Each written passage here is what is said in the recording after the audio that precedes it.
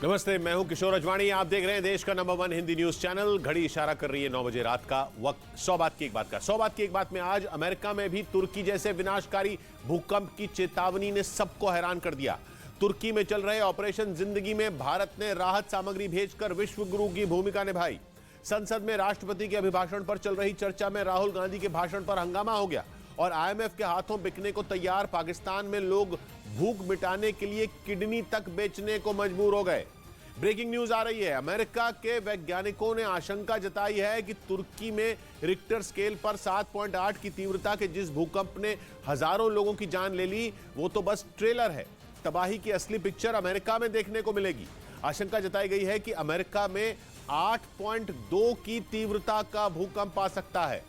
वैज्ञानिक कई साल से इस बात पर स्टडी कर रहे हैं कि अमेरिका के कैलिफोर्निया राज्य में कितना बड़ा भूकंप आएगा। 2008 में यूएस जियोलॉजिकल सर्वे ने इस बारे में एक रिपोर्ट भी जारी की थी। अमेरिका के वैज्ञानिक बहुत भयानक जलजला आने का डर जता रहे हैं और तुर्की के भूकंप के बाद उनका डर पक्का हो गया है। वैज्ञानिकों का मानना है कि अमेरिका में इतना ताकतवर भूकंप आ सकता है कि तुर्की के भूकंप का भी रिकॉर्ड टूट जाएगा। मतलब धरती के अंदर ऐसी भयानक उथल पुथल मची हुई है कि अमेरिका के पैरों तले जमीन खिसक सकती है। अमेरिका में इतना जबरदस्त जलजला आ सकता है कि तुर्की में मची तबाही भी उसके सामने बौनी साबित होगी।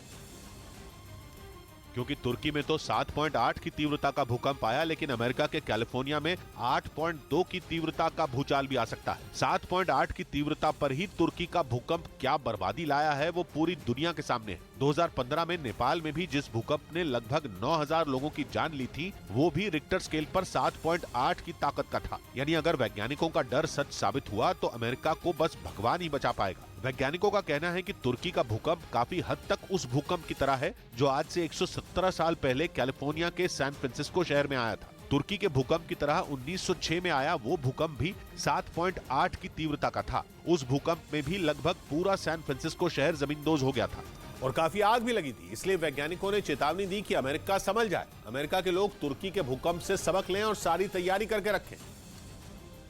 क्योंकि जैसे तुर्की फॉल्ट जोन में आता है, उसी तरह अमेरिका का कैलिफोर्निया भी फॉल्ट जोन में पड़ता है और ये दोनों फॉल्ट जोन एक दूसरे से मिलते जुलते हैं। 1906 का सैन फ्रांसिस्को का भूकंप सैन एंड्रियास फॉल्ट पर आया था। सैन एंड्रियास फॉल्ट जोन में जमीन के अंदर मौजूद प्लेटों में लगातार हलचल हो रही है। उस हलचल की वजह से दबाव पैदा हो रहा है। देर सवेर वो दबाव भूकंप बनकर बाहर निकलेगा ही, लेकिन कब, तो उसकी सटीक तारीख तो वैज्ञानिक भी नहीं बता सकते। हो सकता है कि कल ही भूचाल अमेरिका को हिला डाले या अगले 10 साल भी अमेरिका की धरती में कंपन न हो।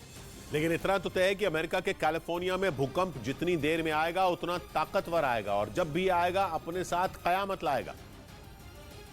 और तो और अकेला कोई एक भूकंप नहीं आने वाला। वैज्ञानिकों का अनुमान है कि अमेरिका में जलजला नहीं बल्कि एक के बाद एक कई जलजले आएंगे। क्योंकि 1906 में कैलिफोर्निया में 7.8 की तीव्रता का भूकंप आया था। उससे पहले 1857 में 7.9 की तीव्रता का भूकंप आया था। उसके बाद कैलिफोर्निया में इतने ताकतवर भूकंप नहीं आए। यानी 166 साल में कैलिफोर्निया में बहुत भयानक भूकंप नहीं आया। माना जा रहा है कि अब कैलिफोर्निया में जमीन के अंदर इतना दबाव बन चुका है कि जल्द अमेरिका में भूकंप आ सकता है और वो भूकंप रिक्टर स्केल पर 8.2 की तीव्रता को भी छू सकता है। इस बीच भूकंप के कई ताकतवर झटकों से तबाह हो चुके तुर्की की मदद के लिए भारत से एनडीआरएफ की एक टीम और बड़ी मात्रा में राहत सामग्री रवाना की गई। प्रधानमंत्री नरेंद्र मोदी ने एक दिन पहले ऐलान किया था कि इन मुश्किल हालात में भारत तुर्की की मदद करेगा। जिसके बाद दिल्ली के पास गाजियाबाद के हिंडन एयरबेस से आधी रात को ही एनडीआरएफ की 51 सदस्यों की टीम डॉग स्क्वाड और जरूरी उपकरणों के साथ तुर्की के लिए रवाना हो गई। तुर्की के लिए उड़ान भरने से पहले भारतीय वायुसेना के इस विमान में एक ट्रक और 2 गाड़ियों को भी लोड किया गया। रेस्क्यू एंड रिस्पांस के लिए ये टीम यहाँ से मूव कर रही है। तुर्की के अदना एयरपोर्ट पहुंचने के बाद एनडीआरएफ की उस टीम की तस्वीरें भी सामने आई, जिसने वहां पहुंचकर राहत बचाव का काम शुरू कर दिया। लेकिन भारत से तुर्की और सीरिया को दी जाने वाली मदद का यह सिलसिला यही नहीं रुका। भारत की वायुसेना के C-130J हर्क्यूलिस विमान ने सीरिया के लिए उड़ान भरी, जिसके जरिए भारत से सीरिया दवाएं भेजी गई। शाम होते होते भारत की तरफ से 2 बोइंग C-17 ग्लोब मास्टर विमान 60 सदस्यों की मेडिकल टीम के साथ तुर्की के लिए रवाना हो गए। भारत से लगातार मिल रही मदद के बीच भारत में तुर्की के राजदूत फिराज सुनील ने प्रधानमंत्री मोदी का शुक्रिया अदा किया। We are दोस्त, we are friends. Reaction response was very swift and timely. इस बीच इंडिगो एयरलाइंस ने भी ऐलान कर दिया कि वो तुर्की की मदद के लिए अपनी कमर्शियल फ्लाइट बोइंग 777 से मुफ्त में वहां के लोगों के लिए जरूरत का सामान भेजेगा। उधर तुर्की में एक दिन पहले आए भूकंप की भविष्यवाणी 3 दिन पहले ही हो गई थी, जिस पर चर्चाएं तेज हो गई। इसकी जानकारी द नेदरलैंड्स के शोधकर्ता फ्रैंक हुगबीट्स ने सोशल मीडिया के जरिए दी थी। और यह भविष्यवाणी की थी कि दक्षिण मध्य तुर्की, जॉर्डन, सीरिया और लेबनान की धरती 1 या 2 दिन में 7.5 तीव्रता के भूकंप के झटकों से दहल उठेगी। और ऐसा हुआ भी।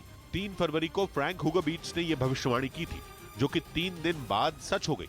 6 फरवरी की सुबह तुर्की और सीरिया समेत 9 देशों के लिए ऐसा अंधेरा लेकर आई जिससे शायद ही वो जल्द उबर पाएंगे। तुर्की में भूकंप के झटके बार बार महसूस किए जाने के बाद फ्रैंक हुगबीट्स ने भी ट्विटर पर दुख जताया। लेकिन इस बीच लोगों में इस भविष्यवाणी को लेकर बहस छिड़ गई है। कुछ लोगों ने द नेदरलैंड्स के शोधकर्ता फ्रैंक हुगबीट्स का लोहा माना, तो कुछ लोगों ने इसे मानने से ये कहकर इनकार कर दिया कि उन्होंने इससे पहले भी कई भविष्यवाणियां की थी, लेकिन वो सच नहीं हुई थी। इधर केंद्र सरकार ने नई हज नीति का ऐलान करते हुए हज यात्रा के लिए आवेदन को फ्री करने समेत कई बड़े बदलाव किए। पहले हर यात्री को 400 रुपए की फीस देनी पड़ती थी, लेकिन अब ये फीस नहीं देनी होगी। अल्पसंख्यक मंत्रालय के मुताबिक यात्रा पैकेज में भी कटौती की गई, जिससे अब हर यात्री को करीब 50,000 रुपए की बचत होगी। तो अब 45 साल से ज्यादा उम्र की महिला को भी अकेले हज यात्रा पर जाने की इजाजत मिल सकेगी। इस बीच यूक्रेन ने इस बात का डर जताया कि युद्ध के 1 साल पूरा होने पर ईरान के ड्रोन उसके देश में बड़ी तबाही मचा देंगे। यूक्रेन के खुफिया विभाग ने इस बात की आशंका जताई कि इसके लिए शाहिद 136 ड्रोन की एक बड़ी खेप रूस पहुंचने वाली है, जिसका इस्तेमाल 24 फरवरी के आसपास किया जाएगा, क्योंकि 1 साल पहले 24 फरवरी के दिन ही रूस ने यूक्रेन पर धावा बोला था। उसकी सेनाओं ने कई दिशाओं से एक साथ यूक्रेन पर वार कर दिया था।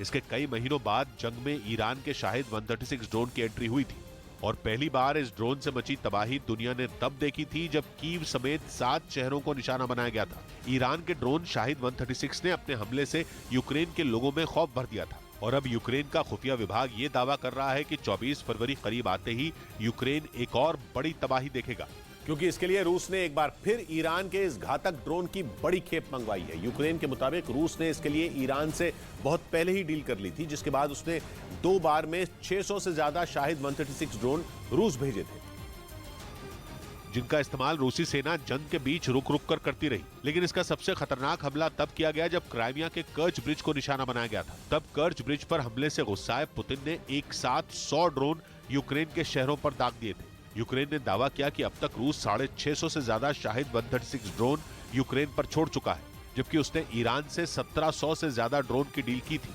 यूक्रेन के मुताबिक बचे हुए 1000 से ज्यादा ड्रोन जंग के 1 साल पूरा होने से पहले ही रूस को मिल जाएंगे। इसी वजह से यूक्रेन को इस बात का डर सता रहा है कि 24 फरवरी करीब आते ही पुतिन उसके देश में एक बार फिर बड़ी तबाही मचा देंगे। उधर पूरे रूस में बॉम्ब शेल्टर की मरम्मत शुरू हो गई, जिनमें बहुत सारे तो ऐसे हैं जिन्हें सोवियत संघ के दौरान बनाया गया था। ये जानकारी रूस के मीडिया ने दी। माना जा रहा है कि ये सब यूक्रेन जंग के लंबा खिंचने की वजह से हो रहा है, क्योंकि खतरा केवल यूक्रेन पर नहीं बल्कि रूस पर भी है। रूस के रक्षा मंत्रालय ने इसी वजह से तैयारियां शुरू कर दी और बॉम्ब शेल्टर की मरम्मत पर ध्यान देना शुरू कर दिया, क्योंकि रूस के बहुत सारे बॉम्ब शेल्टर सोवियत संघ के जमाने के हैं, जिन्हें थोड़ी नहीं बल्कि बहुत ज्यादा मरम्मत की जरूरत है। यही नहीं, अगले कुछ महीनों में रूस का रक्षा मंत्रालय बम शेल्टर का इंस्पेक्शन भी करेगा। यानी यूक्रेन पर हमला करके दुनिया को डराने वाले पुतिन को खुद भी डर लग रहा है, क्योंकि जैसे जैसे जंग आगे बढ़ रही है रूस पर हमले का खतरा बढ़ रहा है। क्योंकि यूक्रेन अकेला नहीं है, भले ही नेटो की सेना जंग का हिस्सा नहीं बनी, लेकिन उसने बाहर से यूक्रेन की हर मुमकिन मदद की, जिसकी वजह से यूक्रेन जंग करीब 1 साल तक खिंच गई और रूस को इसी बात का तनाव है। एक तरफ वो 24 फरवरी को कुछ बड़ा करने का प्लान बना रहा है, तो वहीं दूसरी ओर अपनी सुरक्षा का इंतजाम कर रहा है, क्योंकि पुतिन को मालूम है कि पश्चिमी देश रूस में भी विनाश का खेल खेल सकते हैं। रूस के मीडिया ने दावा किया कि पिछले साल दिसंबर के महीने में यूक्रेन के ड्रोन से रूस के 3 एयरबेस पर हमला किया गया था, जिसके बाद रूस में बॉम्ब शेल्टर की मरम्मत का काम तेज कर दिया गया और इस पर रूस की सरकार सैकड़ों डॉलर खर्च कर रही है। और जब मरम्मत का काम पूरा हो जाएगा तो रूस की सरकार उसका मुआयना करेगी, जिसका समय आने वाले कुछ महीनों में तय हो जाएगा। हालांकि रूस की सरकार ने इसकी कोई औपचारिक घोषणा नहीं की, लेकिन वहां के मीडिया ने दावा किया कि पूरे के पूरे रूस में बॉम्ब शेल्टर तैयार हो रहे हैं, जिनमें 30% वो होंगे जिन्हें रिपेयर किया जाएगा। बॉम्ब शेल्टर एक बंद जगह होती है जिसे लोगों को बम और मिसाइल जैसे हथियारों के प्रभाव से बचाने के लिए बनाया जाता है। ये एक ऐसा कमरा होता है जो अंडरग्राउंड होता है, जिसे बम के असर से बचाने के लिए खास तौर पर डिजाइन किया जाता है और उसमें कम से कम 3 दिन तक इस्तेमाल किया जाने वाला सामान रखा जा सकता है। सोवियत संघ के समय ही रूस में सैकड़ों बॉम्ब शेल्टर बनाए गए थे, जिन्हें पुतिन रिपेयर करवा रहे हैं। यानी कुछ तो है जो रूस दुनिया से छुपा रहा है, क्योंकि सैकड़ों बॉम्ब शेल्टर बनाना मामूली बात नहीं है। इधर शेयर बाजार लगातार दूसरे दिन गिरावट के साथ बंद हुआ। सेंसेक्स और निफ्टी दोनों ही लाल निशान पर रहे और कारोबारी हफ्ते के दूसरे दिन सेंसेक्स 220 अंक टूटकर 60,286 अंकों पर बंद हुआ, जबकि निफ्टी 43 अंकों की गिरावट के साथ 17,721 पर बंद हुआ। उधर एक महीने से लापता बताए जा रहे उत्तर कोरिया के शासक किम जोंग उन ने अचानक सामने आकर पूरी दुनिया को चौंका दिया। खबर है कि सुबह उत्तर कोरिया की सेना 75वीं सालगिरह पर बहुत बड़ी परेड होनी, लेकिन बीते 35 दिनों से किम गायब थे, इसलिए माना जा रहा था कि उनकी तबीयत खराब है और शायद वो अपनी सेना की परेड में हिस्सा नहीं लेंगे। लेकिन परेड से ठीक 2 दिन पहले किम जोंग उन ने सीन में एंट्री मारी और अपनी सेना को जंग की तैयारी शुरू करने का ऑर्डर दे दिया। किम ने सेना के सीनियर अधिकारियों के साथ मीटिंग में दो टूक कहा कि ये चैन से बैठने का वक्त नहीं है। माना जा रहा है कि मिलिट्री परेड पर भी किम जोंग उन अपने शक्ति प्रदर्शन का मौका हाथ से नहीं जाने देंगे। पूरी संभावना है कि परेड में उत्तर कोरिया का कोई नया परमाणु हथियार दुनिया को देखने को मिल जाए। वैसे भी पिछले हफ्ते ही उत्तर कोरिया ने पूरी परमाणु ताकत के साथ अमेरिका का मुकाबला करने की धमकी दी थी।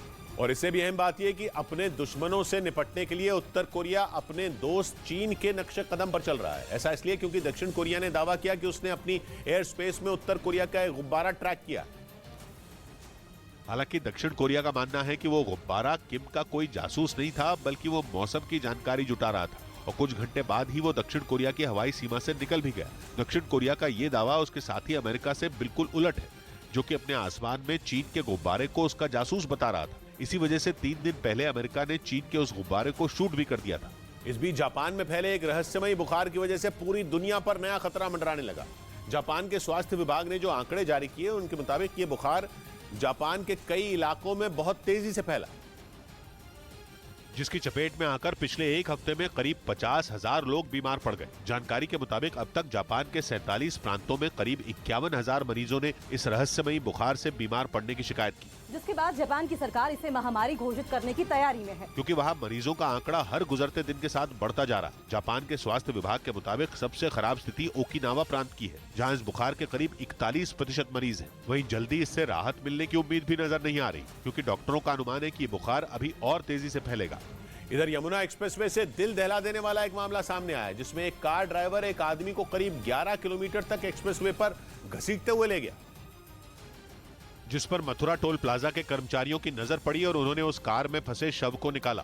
इसके बाद उन्होंने पुलिस को इस घटना की सूचना दे दी, जिन्होंने कार के ड्राइवर को हिरासत में ले लिया। और जो कैमरे हैं यमुना एक्सप्रेसवे पे, उनको भी चेक किया जा रहा है। अब पुलिस इस बात का पता लगाने में जुटी है कि उसी कार वाले ने ही उस आदमी को टक्कर मारी या पहले सड़क पर फंसा शव गाड़ी में फंस गया। इस बीच खबर है कि अमेरिका यूक्रेन को एक ऐसा हथियार देने वाला है जो रूस की सेना पर कहर बनकर टूटेगा। अमेरिका का यह हथियार ग्लाइड नाम का एक बम देगा, जो दागे जाने के बाद दुश्मन को ढूंढकर ढेर करने में माहिर है, क्योंकि इसमें जीपीएस लगा है। यानी ये बम एक ऐसी तकनीक से लैस है जो जंग के मैदान में दुश्मन का पता बता देती है, और एक बार उसके ठिकाने का पता चलते ही ये बम दुश्मन को बर्बाद करके ही दम लेता है। कहा जा रहा है कि यूक्रेन को इस हथियार का काफी वक्त से इंतजार था, क्योंकि ग्लाइड बम लंबी दूरी तक मार करने में माहिर है। यानी यूक्रेन के सैनिक इसका इस्तेमाल करके दूर से ही रूस के टैंक और बख्तरबंद गाड़ियों को धराशायी कर सकते हैं। इसके साथ ही इस बम में पंख भी लगे होते हैं। जैसे ही इस बम को जमीन से दागा जाता है, ये अपने पंखों के सहारे अपनी दिशा बदल लेता है और फिर जीपीएस से मिली जानकारी के आधार पर सटीक वार करता है। और इसीलिए इससे जंग में यूक्रेन को मिले सबसे खतरनाक हथियारों में एक बताया जा रहा है। कहा तो यहां तक जा रहा है कि अमेरिका पहले इस बम को यूक्रेन भेजने से पैर पीछे खींच चुका है, लेकिन जंग के 1 साल होने पर बड़े हमले की आशंका जताकर यूक्रेन ने अमेरिका को मना लिया, जबकि अमेरिका उसे करीब 9 महीने से ग्लाइड बम देने से इनकार कर रहा था। हालांकि वो अब ग्लाइड बम यूक्रेन भेज रहा है, जो 150 किलोमीटर दूर जाकर दुश्मन को मार गिराते हैं। माना जा रहा है कि जल्द ही अमेरिका के इन बमों की खेप यूक्रेन को मिल जाएगी, जिसके बाद रूसी सेना की मुसीबत बढ़नी तय है। हालांकि ग्लाइड बम भेजने के लिए तैयार हुए अमेरिका ने MGM-140 army tactical missile system Ukraine को देने से इनकार कर दिया। इस सिस्टम से निकली मिसाइलें 300 किलोमीटर से ज्यादा दूरी तक मार करती हैं। उधर दक्षिण अमेरिकी देश पेरू में बारिश के बाद आए कीचड़ के सैलाब में 30 से ज्यादा लोगों की मौत हो गई। वहां लगातार हो रही बारिश के कारण एक के बाद एक पहाड़ खिसकने की कई घटनाएं सामने आई। जिस वजह से दक्षिणी पेरू के कई इलाकों में बारिश के बाद आए कीचड़ के सैलाब ने ऐसा कोहराम मचाया कि कई लोगों ने अपनी जान गंवा दी। जो तस्वीरें वहां से सामने आई उनमें दिखा कि अरेquipa शहर में कीचड़ का सैलाब इतनी तेजी से एक रिहायशी इलाके की तरफ बढ़ा कि जितने भी मकान उसकी चपेट में आए या तो वो ढहते चले गए या फिर उन्हें भारी नुकसान पहुंचा। वो रहने लायक ही नहीं बचे। वहाँ लोगों पर कुदरत की मार कुछ ऐसी पड़ी कि उनकी आंखों के सामने ही उनका आशियाना ढह गया और वो कुछ नहीं कर पाए। Families were completely destroyed. Peru से तबाही की कुछ और तस्वीरें भी सामने आई, जिनमें एक तस्वीर में दिखा कि कीचड़ के साथ एक आदमी बहता जा रहा था, जिसकी कुछ लोगों ने किसी तरह जान बचा ली। इधर दिल्ली के चिड़ियाघर में वीना रानी नाम की सबसे पुरानी बाघिन की मौत हो गई, जिसकी जांच रिपोर्ट में हेपेटाइटिस के लक्षण पाए गए और बताया गया कि 2 दिन पहले उसने खाना पीना छोड़ दिया था, जिसकी सूचना मिलने पर जब चिड़ियाघर प्रबंधन ने उसकी जांच करवाई तो उसमें हेपेटाइटिस के लक्षण पाए गए और इलाज के दौरान उसने दम तोड़ दिया। इस बीच खबर है कि समंदर में चीन मछली पकड़ने के बहाने भारत के खिलाफ बड़ी साजिश रचने में जुटा है। अमेरिका में जासूसी गुब्बारा भेजने के बाद चीन पहले से ही घिरा हुआ है, लेकिन वो चालाकी में दम भरने से बाज आता नहीं दिख रहा, क्योंकि हिंद महासागर में अचानक चीन की लंबी दूरी तक जाने वाली मछली मारने की नावें देखी गई। जैसे ही इस बात की जानकारी भारत को लगी, वो सतर्क हो गया। जानकारों का मानना है कि ये मामला जासूसी से जुड़ा हो सकता है। मतलब ये कि जिस तरह चीन ने अमेरिका में जासूसी गुब्बारा भेजा, उसी तरह वो भारत की जासूसी के लिए इन नावों का इस्तेमाल कर रहा है। हालांकि ये कोई पहली बार नहीं है, इससे पहले भी कई बार चीन ने ये चाल चलकर भारत की जासूसी की कोशिश की। लेकिन खबर है कि इस बार हिंद महासागर के उत्तरी इलाके में चीन की मछली मारने की नावों के आने की घटनाएं अचानक बढ़ गईं। बताया जा रहा है कि चीन इस काम के लिए जिन नावों का इस्तेमाल कर रहा है, वो अपने देश की सीमा के बाहर समुद्री इलाकों में मछली मारने का काम करती है। और ये नाव आमतौर पर लंबी दूरी तक जाती हैं और मछली मारने के लिए समुद्र में काफी लंबा समय बिताती हैं। जानकारी के मुताबिक आज की तारीख में पूरी दुनिया में समुद्र में चीन की करीब 18,000 नावें तैनात हैं। यही वजह है कि मछली पकड़ने के मामले में चीन के आगे दूर दूर तक कोई नहीं टिकता। लेकिन हिंद महासागर में इन नावों की तैनाती भारत के लिए खतरे की घंटी साबित हो सकती है, क्योंकि आशंका जताई जा रही है कि मछली पकड़ने के बहाने चीन भारत के खिलाफ किसी बड़े प्लान पर काम कर रहा है। उधर रोटी और दाल के लिए सड़कों पर झगड़ रहे पाकिस्तान के लोगों पर एक और बड़ी आफत टूटने वाली है। पाकिस्तान में अब दवा कंपनियों ने शहबाज शरीफ सरकार को अल्टीमेटम दे दिया है कि वो जल्द ही दवाओं का उत्पादन बंद कर सकती हैं। वहां की कंपनियों ने दवाओं के दामों में बढ़ोतरी करने की मांग की और इसके लिए उन्होंने शहबाज शरीफ सरकार को सिर्फ 7 दिन का वक्त दिया है। मतलब ये कि भूख से तड़प रहे पाकिस्तान में 7 दिन के बाद दवाओं के लिए भी हाहाकार मच सकता है। दवा कंपनियों ने अगर अपनी धमकी को सही साबित कर दिया तो पाकिस्तान के अस्पताल दवाओं के लिए तड़प उठेंगे। वहां मरीजों की सांसें थमने का खतरा पैदा हो जाएगा। गंभीर रूप से बीमार मरीजों की तो जान जाने तक की नौबत आ जाएगी। और पाकिस्तान को ऐसे डरा देने वाले हालात से बचाने के लिए वहां की सरकार के पास सिर्फ 7 दिन है, क्योंकि 7 दिन बीतते ही वहां की दवा कंपनियां अपनी फैक्ट्रियों पर ताले लटका देंगी और पाकिस्तान में दवाओं का उत्पादन पूरी तरह ठप कर दिया जाएगा। पाकिस्तान के न्यूज चैनल ARY की रिपोर्ट के मुताबिक वहां की दवा कंपनियों ने पाकिस्तान सरकार को एक चिट्ठी लिखकर चेतावनी दी और ये मांग की कि पाकिस्तान में दवाओं के दाम बढ़ाए जाएं। दवा कंपनियों के मुताबिक पाकिस्तान में जिस तरह के हालात हैं, उनमें वो अपनी लागत तक नहीं निकाल पा रही है, क्योंकि पाकिस्तान के रुपए में डॉलर के मुकाबले ऐतिहासिक गिरावट आई है। और वहाँ की दवा कंपनियां कच्चे माल के लिए दूसरे देशों पर पूरी तरह से निर्भर हैं। लेकिन डॉलर की बढ़ी कीमत की वजह से कच्चा माल मंगाना उनके लिए भारी पड़ रहा है, जिसकी वजह से दवाओं के उत्पादन की लागत भी बढ़ गई है। लेकिन पहले से ही महंगाई से त्रस्त पाकिस्तान की सरकार ने दवाओं के दामों में बढ़ोतरी नहीं की और इसी वजह से अब पाकिस्तान की दवा कंपनियां शहबाज शरीफ सरकार को धमकी देने पर उतर आई। ARY न्यूज के मुताबिक पाकिस्तान की सरकार ने अगर दवा कंपनियों की मांग पर गौर नहीं किया तो लाखों लोगों की जिंदगी खतरे में पड़ जाएगी, क्योंकि दवा कंपनियों ने अपनी चिट्ठी में यह साफ लिखा कि दवाओं के उत्पादन के लिए उनके पास 7 दिन से ज्यादा का कच्चा माल नहीं बचा। यानी अगर पाकिस्तान की सरकार ने इस मामले में जल्द कोई कदम नहीं उठाया तो 7 दिन बाद मरीज दवाओं के लिए तरस जाएंगे। इतना ही नहीं, दवा कंपनियों ने तो ये भी चेतावनी दी कि अगर ऐसा ही हाल रहा तो आने वाले वक्त में बाजारों से दवाएं गायब हो जाएंगी। ऐसे में दवा कंपनियों का ये अल्टीमेटम पाकिस्तान सरकार की गले की हड्डी बन गया, क्योंकि अगर वो दवाओं के दाम बढ़ाती है तो महंगाई से जूझ रही जनता और भड़क जाएगी। जबकि दवा कंपनियों की नहीं सुनी तो पाकिस्तान के बीमार लोग बिना दवाओं के तड़प तड़प कर मर सकते हैं। इस बीच पाकिस्तान के लोगों के बाद अब शहबाज शरीफ की सरकार में वित्त मंत्री रहे मिफ्ता इस्माइल भी भारत के कसीदे पढ़ने लगे। उन्होंने सोशल मीडिया पर यह बात कबूल की कि पाकिस्तान IT सेक्टर में भारत के मुकाबले कहीं नहीं खड़ा है। और इसके लिए उन्होंने भारत के IIT और दूसरे शिक्षण संस्थानों की जमकर तारीफ की। शहबाज शरीफ सरकार में वित्त मंत्री रहे मिफ्ता इस्माइल ने ट्विटर पर इस बात को भी माना कि भारत में कानून व्यवस्था बहुत अच्छी है, इसीलिए दुनिया भर की कंपनियां भारत में निवेश करने के लिए तैयार हो जाती हैं, जबकि पाकिस्तान के हालात ऐसे नहीं हैं। उन्होंने ये बात भी खुलकर कही कि भारत के IT सेक्टर का लोहा पूरी दुनिया मानती है। असल में मिफ्ता इस्माइल ने पाकिस्तान के लोगों से ट्विटर पर अर्थव्यवस्था से जुड़े सवाल पूछने के लिए कहा था, जिसके बाद लोग सवालों में पाकिस्तान की तुलना भारत से करने लगे और इसी का जवाब देते हुए उन्होंने भारत की तारीफ कर दी। इधर पाकिस्तान की सरकार के बार बार भीख मांगने की आदत से अब वहां के लोग तक परेशान हो चुके हैं। आलम यह है कि पाकिस्तान के लोग पानी पी पी कर प्रधानमंत्री शहबाज शरीफ से लेकर तमाम नेताओं को कोस रहे हैं और उन्हें ये आईना दिखा रहे हैं कि कैसे उनका पड़ोसी देश भारत बुलंदियों पर पहुंच रहा है, जबकि पाकिस्तान की जनता एक एक रोटी के लिए तरस रही है। वहां की जनता आटे के लिए भाग रही है और सरकार दुनिया भर में कटोरा लेकर कर्ज के लिए भीख मांग रही है। इसी वजह से वहां के लोग अपने नेताओं से बुरी तरह चिढ़ चुके हैं। हमारे हुक्मरान अपनी अय्याशियों में लगे हुए हैं, अपने माल बनाने में लगे हुए हैं। पाकिस्तान की जनता का आरोप है कि उनके नेता सिर्फ देश का खजाना लूटने में लगे, उन्हें न तो लोगों की चिंता है और न ही देश की। हमारे खजाने को सुराख, करप्शन का सुराख। पाकिस्तान में रोटी से लेकर गैस और बिजली तक की किल्लत है। पेट्रोल की कीमत तो 300 पाकिस्तानी रुपयों के पार पहुंच चुकी है। उधर ऑस्ट्रेलिया की T20 टीम के कप्तान एरन फिंच ने अंतर्राष्ट्रीय क्रिकेट से संन्यास ले लिया। हालांकि वो घरेलू क्रिकेट लीग और IPL के मुकाबले खेलते रहेंगे। एरन फिंच ऑस्ट्रेलिया को T20 विश्व कप जिताने वाले एकमात्र कप्तान थे। इसके अलावा उनके नाम T20 क्रिकेट की सबसे बड़ी पारी का रिकॉर्ड भी दर्ज है। फिच ने T20 फॉर्मेट पर ज्यादा ध्यान देने के लिए पिछले साल अक्टूबर में वनडे क्रिकेट से संन्यास लेने की घोषणा की थी। इस बीच पूर्वी यूक्रेन के शहर बखमूत को रूसी सेना से बचाने के लिए जेलेंस्की ने अपनी सबसे ताकतवर अजोव बटालियन को मोर्चे पर उतार दिया। ये वही अजोव बटालियन है जिसने मारियोपोल की जंग में चेचन कमांडर रमजान कादिरव के लड़ाकों और रूसी सेना को पानी पिला दिया था। और मारियोपोल का ज्यादातर इलाका जीतने के बाद रूसी सेना को शहर पर कब्जे के लिए एड़ी चोटी का जोर लगाना पड़ा था, क्योंकि मारियोपोल के अजोवस्ताल स्टील प्लांट में अजोव बटालियन के जवानों ने मोर्चा संभाल रखा था। उनसे मुकाबला करके शहर पर कब्जा जमाने में रूसी सेना और चेचन लड़ाकों को 2 महीने से ज्यादा का वक्त लग गया। और अब उसी अजोव बटालियन को जेलेंस्की ने बखमूत बचाने की जिम्मेदारी सौंपी है, क्योंकि बखमूत को जीतने के लिए रूस की सेना के हमले भीषण होते जा रहे हैं और वहां कई महीनों से तैनात यूक्रेन के सैनिकों के लिए इन हमलों से निपट पाना मुश्किल साबित हो रहा है। क्योंकि पुतिन ने बखमूत को जीतने के लिए अपनी पूरी ताकत झोंक दी है। उन्होंने इस शहर पर कब्जे की जंग में वैगनर ग्रुप के लड़ाकों को भी उतार दिया।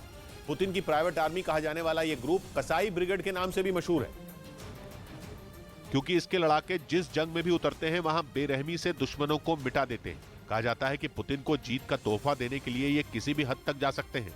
और यूक्रेन ने कई बार आरोप लगाया कि बखमूत में भी वैगनर ग्रुप के लड़ाकों ने उसके नागरिकों को निशाना बनाया, जबकि वैगनर ग्रुप के लड़ाके यूक्रेन के सैनिकों पर भी कहर बनकर टूट रहे हैं। इतना ही नहीं, खबर है कि पुतिन ने बखमूत में जीत के लिए अपने बेहद ताकतवर T-90M टैंक को भी उतार दिया है। खबर के मुताबिक रूस का ये टैंक यूक्रेन की सेना के लिए मुसीबत बन गया है।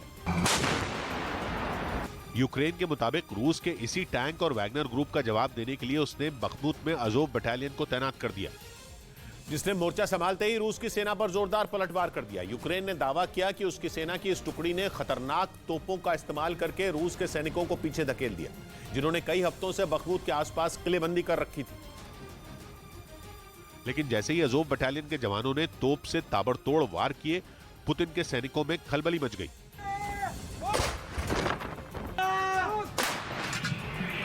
यूक्रेन के मुताबिक उसके अजोव बटालियन के जवानों ने दिखा दिया कि वैगनर ग्रुप के लड़ाके उनके आगे ठहर नहीं पाएंगे। खुद यूक्रेन के राष्ट्रपति जेलेंस्की ने हुंकार भरी कि रूस कितनी भी कोशिश कर ले, वो बखमूत पर कब्जा नहीं कर पाएगा।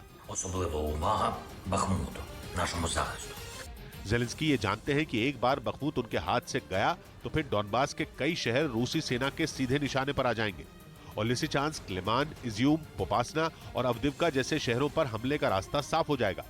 उधर पश्चिमी मीडिया ने दावा किया कि रूस के कैदी सजा माफ होने की शर्त पर भी वैगनर ग्रुप में भर्ती नहीं होना चाहते। बताया गया कि वैगनर ग्रुप जवानों की कमी को दूर करने के लिए कैदियों की भर्ती करने में जुटा है, लेकिन उसकी सारी कोशिश बेकार जा रही है। पश्चिमी मीडिया के मुताबिक रूस के कैदी किसी भी सूरत में वैगनर ग्रुप में भर्ती नहीं होना चाहते। खबर है कि वैगनर ग्रुप खतरनाक अपराधियों को मोटी रकम देने का लालच देकर जंग में उतारने की कोशिश में जुटा हुआ है, लेकिन दावा है कि इसके बावजूद कोई भी कैदी अपनी मर्जी से भर्ती नहीं होना चाहता। खबर है कि जंग के मैदान में वैगनर ग्रुप को यूक्रेन के हमलों में काफी नुकसान उठाना पड़ रहा है, इसीलिए अब वैगनर ग्रुप ने दोबारा कैदियों की भर्ती तेज कर दी। लेकिन पश्चिमी मीडिया के मुताबिक पहले इस ग्रुप से जुड़ने के लिए कैदियों की लाइन लगी रहती थी, लेकिन अब कोई भी इसमें भर्ती नहीं होना चाहता। दावा है कि ऐसा इसलिए क्योंकि वैगनर ग्रुप लालच देकर भर्ती तो कर लेता है, लेकिन कैदियों को आजादी नहीं, सिर्फ मौत मिलती है। और यही वजह है कि अब वैगनर ग्रुप में भर्ती होने की बात सुनकर ही रूस की जेलों में बंद खतरनाक कैदी भी खौफ खा रहे हैं। पश्चिमी मीडिया का दावा है कि बिना ट्रेनिंग दिए ही नए भर्ती किए गए लड़ाकों को जंग के मैदान में भेज दिया जाता है, यानी वैगनर ग्रुप कैदियों को तोप के चारे की तरह इस्तेमाल कर रहा है। बताया जा रहा है कि वैगनर ग्रुप ने लड़ाकों की भर्ती के लिए एक नया प्लान भी बनाया, जिसके तहत वो जंग से लौट चुके कैदियों का प्रचार कर उनके बारे में बताता है, ताकि किसी भी हाल में वो कैदियों को लालच देकर उन्हें अपने ग्रुप से जोड़ सके। लेकिन बताया जा रहा है कि जब वैगनर ग्रुप में भर्ती हुए कैदी जंग के मैदान में मदद नहीं मिलने का विरोध करते हैं तो उन्हें सख्त सजा दी जाती है। और ऐसा इसलिए किया जाता है ताकि कोई भी कैदी बगावत करने की हिम्मत न जुटा पाए। खबर है कि जब वैगनर ग्रुप में भर्ती होने वाले कैदी जंग में हथियार और दूसरी जरूरी चीजों के न मिलने का विरोध करते हैं तो उन्हें मौत के घाट उतार दिया जाता है। पश्चिमी मीडिया का दावा है कि अब तक यूक्रेन के खिलाफ जंग में उतरने वाले करीब 80% कैदियों की मौत हो चुकी है। यही वजह है कि अब सजा माफ करने की शर्त के बावजूद रूस के कैदी वैगनर ग्रुप में भर्ती नहीं होना चाहते। इधर मुंबई के जुहू इलाके में पेड़ से लटके एक शव की वजह से वहां हड़कंप मच गया। घटना की जानकारी मिलते ही पुलिस भी वहां पहुंच गई, जिसके बाद शव को कब्जे में लेकर पोस्टमार्टम के लिए भेज दिया गया। हालांकि ये हत्या है या खुदकुशी इसका पता नहीं चल पाया। पुलिस ने केस दर्ज कर मामले की जांच शुरू कर दी। उधर पाकिस्तान के गृह मंत्री राना सनाउल्लाह ने पूर्व प्रधानमंत्री इमरान खान को कड़ी चेतावनी दी है। उन्होंने साफ कहा कि अगर इमरान खान ने सरकार के खिलाफ विरोध प्रदर्शन शुरू किया तो उन्हें गिरफ्तार कर लिया जाएगा। यानी इमरान खान को सलाखों के पीछे भेजने की पूरी तैयारी की जा चुकी है, बस इंतजार है तो उनकी एक गलती का। और माना यह जा रहा है कि इमरान खान वो गलती जल्दी करने वाले हैं, क्योंकि कुछ रोज पहले ही वो जेल भरो आंदोलन शुरू करने का ऐलान कर चुके हैं। आज सबको कहता हूं कि तैयारी कर लें, हमने जेल भरो तहरीक करनी है।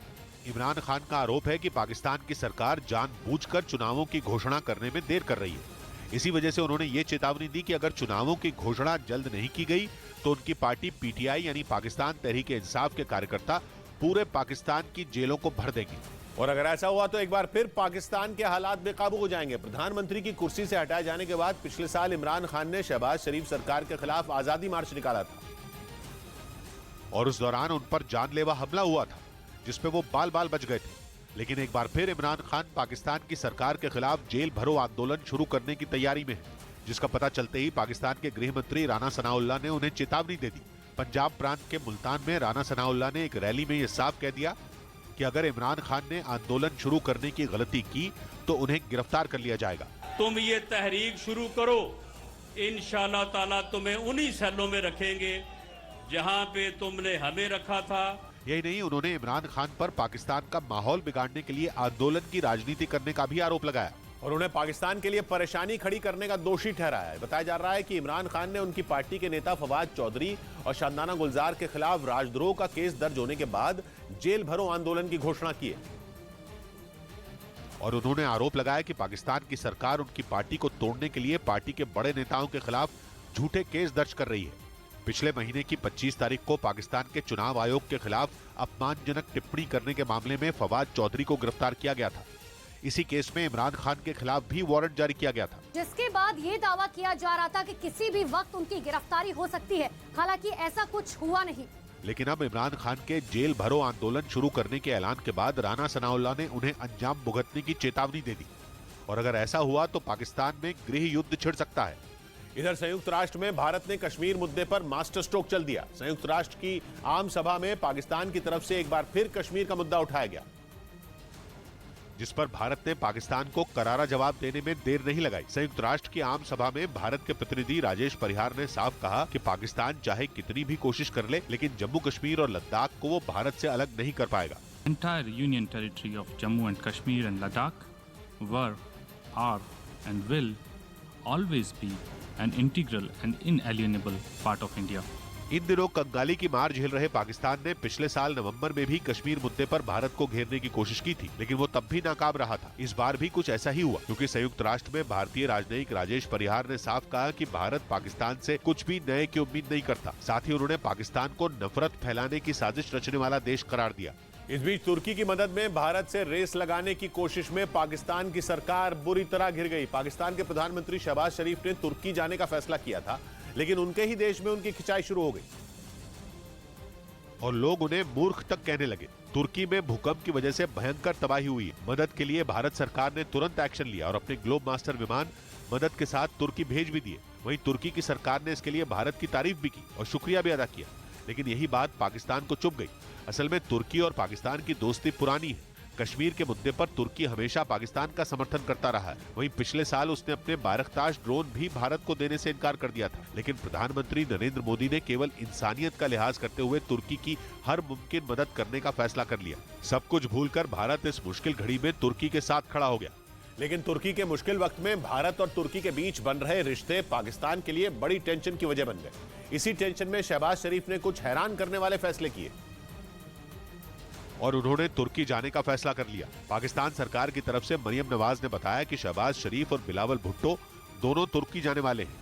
कंगाली के जाल में फंसे पाकिस्तान को तुर्की ने भी मदद करने से इनकार कर दिया था। लेकिन जब तुर्की में बड़े बड़े शहर मलबे का ढेर बने हैं, तब पाकिस्तान के प्रधानमंत्री वहां पर्यटन के लिए पहुंचने वाले हैं। सोशल मीडिया पर शहबाज शरीफ की खिंचाई शुरू हो गई। सवाल किए जाने लगे कि पाकिस्तान को इस यात्रा के पैसे कहां से मिलेंगे। ये भी कहा जाने लगा कि वहां की सरकार तो राहत और बचाव के काम में लगी है, तो पाकिस्तान के नेता वहां किससे मिलेंगे। पहले से पाकिस्तान की सरकार कंगाली और भुखमरी की वजह से लोगों का गुस्सा झेल रही है। ऊपर से शहबाज शरीफ का तुर्की जाने का फैसला उल्टा पड़ गया, खासतौर पर तब जब पाकिस्तान के कुछ शहरों में पेट्रोल और डीजल पूरी तरह खत्म होने की खबर आई, जिनमें पंजाब प्रांत शामिल है। पूरे पंजाब प्रांत में एक भी पेट्रोल पंप पर पेट्रोल या डीजल बाकी नहीं बचा। पेट्रोल पंपों के बाहर लंबी लंबी लाइनें लग गई। पेट्रोल डीजल खत्म होने का मतलब ये है कि लोग एक जगह से दूसरी जगह नहीं जा सकते। जो जहां है वहीं जम गया, मतलब पूरा का पूरा प्रांत ठप। आशंका यह है कि पाकिस्तान के चारों प्रांतों का हाल ऐसा ही होने वाला है। रही सही कसर तब पूरी हो गई जब एक पत्रकार ने सोशल मीडिया पर किडनी के खरीदार ढूंढने की कोशिश की। उन्होंने दावा किया कि पाकिस्तान का हाल अफगानिस्तान से भी बुरा है। परिवार का पेट भरने के लिए उनके पास किडनी बेचने के अलावा दूसरा कोई विकल्प नहीं है।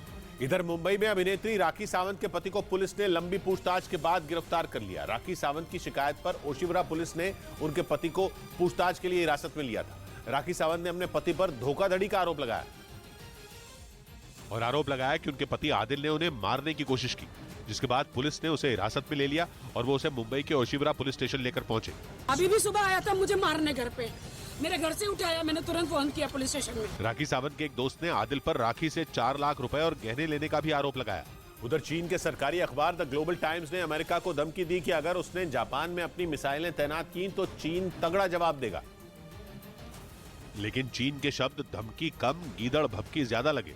ऐसा लगा जैसे चीन अपने साथियों से मदद की गुहार लगा रहा हो, क्योंकि चीन ने जापान में अमेरिका की मिसाइलों की तैनाती को सिर्फ अपने लिए ही नहीं बल्कि उत्तर कोरिया और रूस के लिए भी खतरा बता दिया। इसके साथ ही चीन ने जापान को भी भड़काया कि अमेरिका उसे बस मोहरे के तौर पर इस्तेमाल कर रहा है। जिस दिन अमेरिका का मतलब निकल गया वो जापान को छोड़ देगा। द ग्लोबल टाइम्स का ये आर्टिकल जापान के मीडिया की उस रिपोर्ट के जवाब में छापा गया जिसमें दावा किया जा रहा है कि अमेरिका ताइवान के पास मौजूद जापान के कुछ टापुओं पर अपनी टॉमाहॉक क्रूज मिसाइल और हाइपरसोनिक हथियार तैनात कर सकता है ताकि ताइवान की किलेबंदी की जा सके।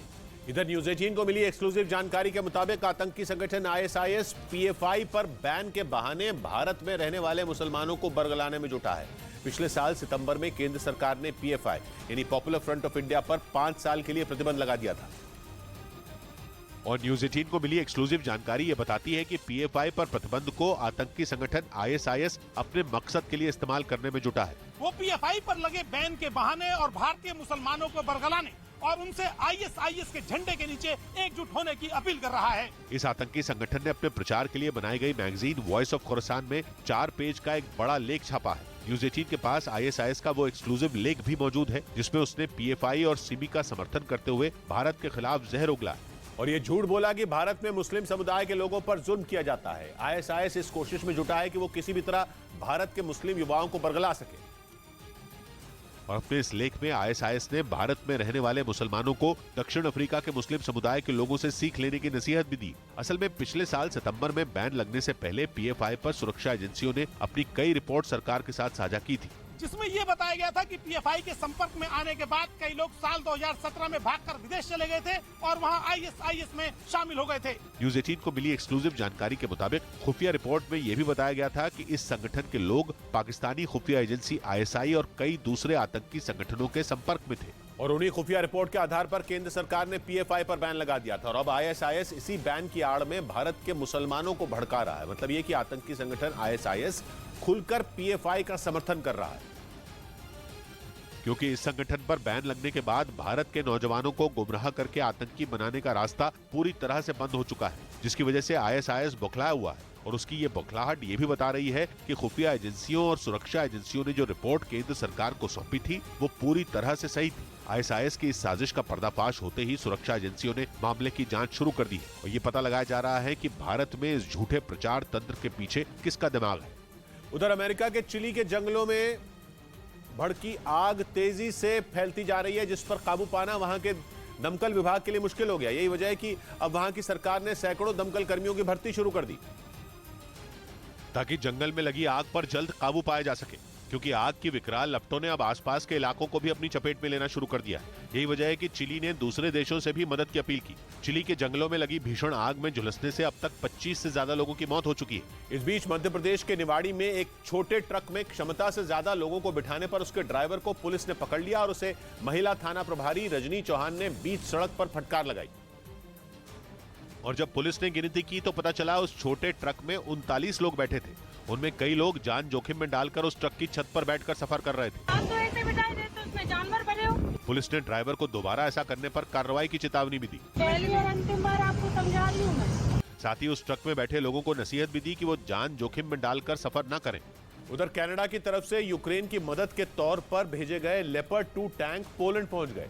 वहां मौजूद यूक्रेन के सैनिकों को इन्हें चलाने की ट्रेनिंग दी जाएगी ताकि जंग में वो इन लेपर्ड टैंकों की मदद से रूस का सामना कर सके। कनाडा से लेपर्ड 2 टैंकों की पहली खेप विमान के जरिए पोलैंड पहुंची, जिसकी जानकारी कनाडा की रक्षा मंत्री अनीता आनंद ने एक वीडियो ट्वीट कर दी। इस वीडियो में लेपर्ड 2 टैंकों को लेकर कनाडा का विमान हवा में उड़ान भरता नजर आया। इस ट्वीट के जरिए कनाडा की रक्षा मंत्री ने ये ऐलान भी किया कि पोलैंड में मौजूद यूक्रेन के सैनिकों को इन टैंकों को चलाने की ट्रेनिंग दी जाएगी ताकि ये जंग में यूक्रेन के लिए मददगार साबित हो सके। इधर बिहार के आरा में आयकर विभाग ने जेडीयू नेता राधाचरण साहू के घर पर छापेमारी की। मामला टैक्स की चोरी से जुड़ा बताया गया, जिसकी जांच के लिए आयकर विभाग की अलग अलग टीमों ने राधाचरण साहू के आरा और पटना समेत कई दूसरे ठिकानों पर छापेमारी की। वहीं छापे की खबर मिलते ही राधाचरण साहू के समर्थक आरा में उनके घर के बाहर जमा हो गए और इस कार्रवाई का विरोध करने लगे। राजनीति के तहत सोची समझी साजिश के तहत है। राधाचरण साहू आरा के बक्सर निकाय क्षेत्र से जेडीयू के एमएलसी हैं। राधाचरण साहू रेत और होटल के कारोबार से भी जुड़े हुए हैं। इस बीच खबर है कि कंगाली से उबरने के लिए श्रीलंका की सरकार अब वहां मौजूद रामायण से जुड़ी जगहों के विकास के काम में जुट गई है। इसका मानना है कि इन जगहों को देखने के लिए दुनिया भर से आने वाले सैलानी श्रीलंका के लिए मददगार साबित होंगे, जिसमें एक बड़ा हिस्सा भारत के सैलानियों का भी है। श्रीलंका की सरकार के मुताबिक साल 2022 में वहां रामायण से जुड़ी ऐतिहासिक जगहों को देखने कुल 7,20,000 से ज्यादा टूरिस्ट पहुंचे, जिनमें करीब 1.25 लाख सैलानी सिर्फ भारत के थे। और माना जा रहा है कि श्रीलंका सैलानियों की तादाद बढ़ाने के इरादे से इन जगहों पर विकास का काम तेजी से कर रहा है ताकि सैलानियों की मदद से देश को आर्थिक संकट से उबारा जा सके। असल में श्रीलंका की कमाई का एक बड़ा हिस्सा पर्यटन और खेती पर निर्भर है और ये दोनों ही कोरोना की वजह से ठप हो गए थे, जिसका असर ये हुआ था कि श्रीलंका की आर्थिक हालत चरमरा गई थी, जिसे सुधारने के लिए वो रामायण से जुड़ी जगहों के विकास में तेजी से जुट गया। इधर मुंबई के छत्रपति शिवाजी महाराज इंटरनेशनल एयरपोर्ट को उड़ाने की धमकी देने वाले को पुलिस ने गिरफ्तार कर लिया। पुलिस के मुताबिक इरफान अहमद शेख नाम के इस आदमी ने फोन करके एयरपोर्ट उड़ाने की धमकी दी और साथ ही खुद को आतंकी संगठन इंडियन मुजाहिदीन का सदस्य भी बताया। घटना की जानकारी मिलते ही पुलिस ने एयरपोर्ट की सभी एजेंसियों को अलर्ट कर दिया और मामले की जांच में जुट गई। इस बीच न्यूज 18 को मिली एक्सक्लूसिव जानकारी के मुताबिक गैंगस्टर गोल्डी बराड़ पैसों की वसूली के लिए मूसेवाला हत्याकांड के शूटरों से जुड़े गुर्गों का इस्तेमाल कर रहा है। मतलब ये कि अमेरिका के कैलिफोर्निया में बैठा गोल्डी बराड़ गैंग की ताकत बढ़ाने में जुटा है।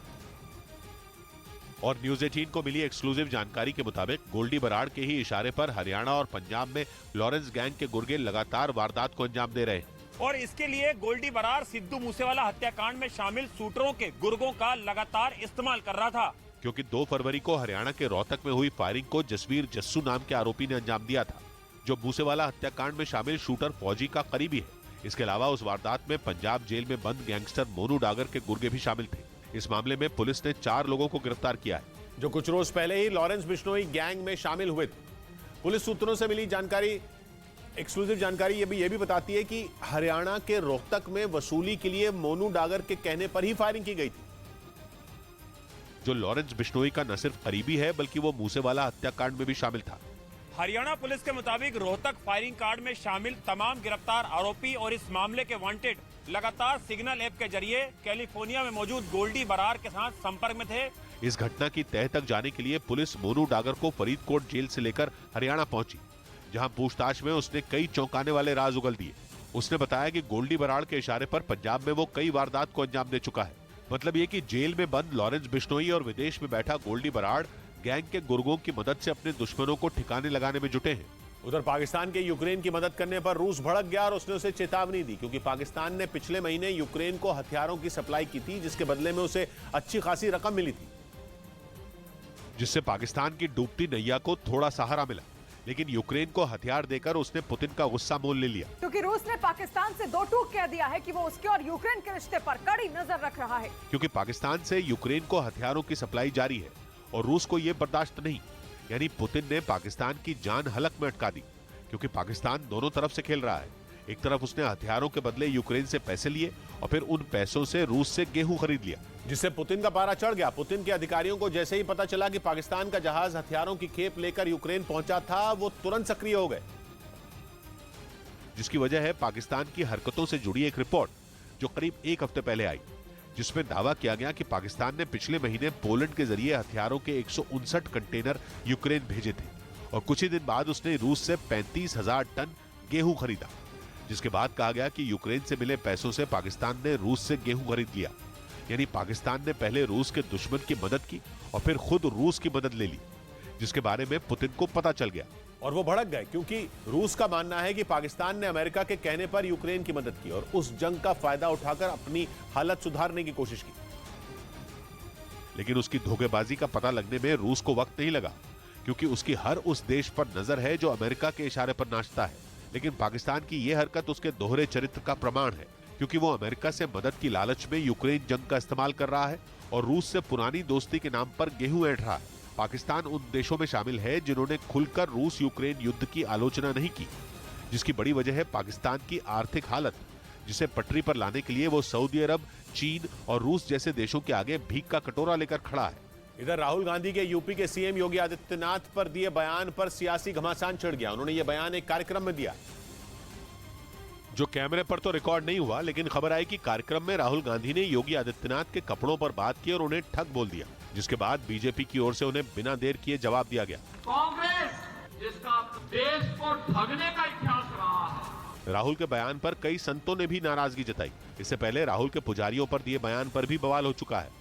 उधर मुंबई पुलिस की स्पेशल 26 टीम ने डकैती के एक आरोपी को गिरफ्तार कर लिया। पुलिस के मुताबिक जिस डकैत को पकड़ा गया वो ईरानी गैंग से जुड़ा है और इसीलिए उसे पकड़ने के लिए 26 पुलिस कर्मियों की एक स्पेशल टीम बनाई गई, जिसके जवानों ने कड़ी मशक्कत के बाद आरोपी को ठाणे के अम्बीवली की ईरानी बस्ती से दबोच लिया। टोटल 27 रॉबरी चीटिंग के केसेस है। आरोपी को पकड़ने गई पुलिस की टीम पर पथराव भी किया गया, लेकिन इसके बावजूद पुलिस ने उसे गिरफ्तार कर लिया। इस बीच चीन को सबक सिखाने के लिए ताइवान ने अमेरिका से सस्ते और घातक युद्धपोत और पनडुब्बियां खरीदी, जिनके निशाने पर चीन के जंगी जहाज होंगे। क्योंकि अमेरिका से खरीदे गए युद्धपोत और पनडुब्बियां समंदर में माइन बिछाने में माहिर होंगे और जैसे ही चीन के जहाज उन पर गुजरेंगे उनका खेल खत्म हो जाएगा। ताइवान अमेरिका से वोल्केनो माइन खरीद रहा है। इसके अलावा उसने माइन बिछाने में माहिर युद्धपोत और पनडुब्बियां भी खरीदी, जिनके जरिए ताइवान चीन के आसपास बारूदी सुरंगों का जाल बिछाएगा, जो चीन के जंगी जहाजों का काल बन जाएंगी। यानी ताइवान ने कब नाम में चीन का काम तमाम करने का प्लान तैयार कर लिया, जिसमें अमेरिका का बारूद उसके काम आएगा। मतलब चीन की नौसेना को समंदर में एक ऐसे खतरे से लड़ना होगा जिसके बारे में उसने तैयारी नहीं की है। इस बीच दिल्ली में नीट की परीक्षा की तारीख आगे बढ़ाने के लिए छात्रों ने जंतर मंतर पर प्रदर्शन किया, जिनकी मांग थी कि पीजी यानी पोस्ट ग्रेजुएशन के लिए होने वाली परीक्षा 5 मार्च से बढ़ाकर अप्रैल या मई के महीने में कराई जाए। 4 महीने तक इन बच्चों को कोई भी जॉब नहीं मिलता है, किसी प्रकार का कोई भी फायदा नहीं होता है। प्रदर्शनकारियों ने आरोप लगाया कि अगर परीक्षा 5 मार्च से शुरू हुई तो करीब 10,000 छात्रों को इसका नुकसान झेलना पड़ेगा। वहीं जून में होने वाली इनकी इंटर्नशिप पर भी इसका बुरा असर पड़ सकता है। उधर मुंबई के शिवाजी नगर इलाके में कुछ लोगों ने आरोप लगाया कि समाजवादी पार्टी के नेता फहाद आजमी के समर्थकों ने उनसे मारपीट की। वहां इलाके के लोग अपनी शिकायत लेकर फहाद आजमी के दफ्तर पहुंचे थे। लेकिन आरोप है कि वहां मौजूद समाजवादी पार्टी के कार्यकर्ताओं ने उनकी शिकायत सुनने के बजाय उनसे बदतमीजी शुरू कर दी। इसी बीच उनमें एक कार्यकर्ता आगे बढ़ा और उसने सामने खड़े एक आदमी को थप्पड़ जड़ दिया। इसके बाद जो हुआ, ब्रेक के बाद सरकार ने नई हज नीति का ऐलान करते हुए हज यात्रा के लिए आवेदन को फ्री करने समेत कई बड़े बदलाव किए। पहले हर यात्री को 400 रुपए की फीस देनी पड़ती थी, लेकिन अब यह फीस नहीं देनी होगी। अल्पसंख्यक मंत्रालय के मुताबिक यात्रा पैकेज में भी कटौती की गई, जिससे अब हर यात्री को करीब 50,000 रुपए की बचत होगी। तो अब 45 साल से ज्यादा उम्र की महिला को भी अकेले हज यात्रा पर जाने की इजाजत मिल सकेगी। इस बीच यूक्रेन ने इस बात का डर जताया कि युद्ध के 1 साल पूरा होने पर ईरान के ड्रोन उसके देश में बड़ी तबाही मचा देंगे। यूक्रेन के खुफिया विभाग ने इस बात की आशंका जताई कि इसके लिए शाहिद 136 ड्रोन की एक बड़ी खेप रूस पहुंचने वाली है, जिसका इस्तेमाल 24 फरवरी के आसपास किया जाएगा, क्योंकि 1 साल पहले 24 फरवरी के दिन ही रूस ने यूक्रेन पर धावा बोला था। उसकी सेनाओं ने कई दिशाओं से एक साथ यूक्रेन पर वार कर दिया था। इसके कई महीनों बाद जंग में ईरान के शाहिद 136 ड्रोन की एंट्री हुई थी और पहली बार इस ड्रोन से मची तबाही दुनिया ने तब देखी थी जब कीव समेत 7 शहरों को निशाना बनाया गया था। ईरान के ड्रोन शाहिद 136 ने अपने हमले से यूक्रेन के लोगों में खौफ भर दिया था और अब यूक्रेन का खुफिया विभाग ये दावा कर रहा है कि 24 फरवरी करीब आते ही यूक्रेन एक और बड़ी तबाही देखेगा। मैंने नहीं देखा इस तरह का चीट, इस तरह का क्रिमिनल माइंड पूरे जेल स्टाफ को ब्राइब कर देगा। मैं सोच भी नहीं सकता था। गवर्नमेंट फंक्शनरी को इम्पर्सनेट करता था, आवाजें बदलता था। टारगेट भी बहुत पावरफुल धनवान लोगों को करता है। ये एक ही चीज से रुक सकता है, अगर आप इसकी जीभ काट दो। न्यूज चैनलों के इतिहास में पहली बार न्यूज 18 इंडिया की web series FIR number 208 streaming now. मैंने नहीं देखा इस तरह का चीट, इस तरह का क्रिमिनल माइंड पूरे जेल स्टाफ को ब्राइब कर देगा। मैं सोच भी नहीं सकता था।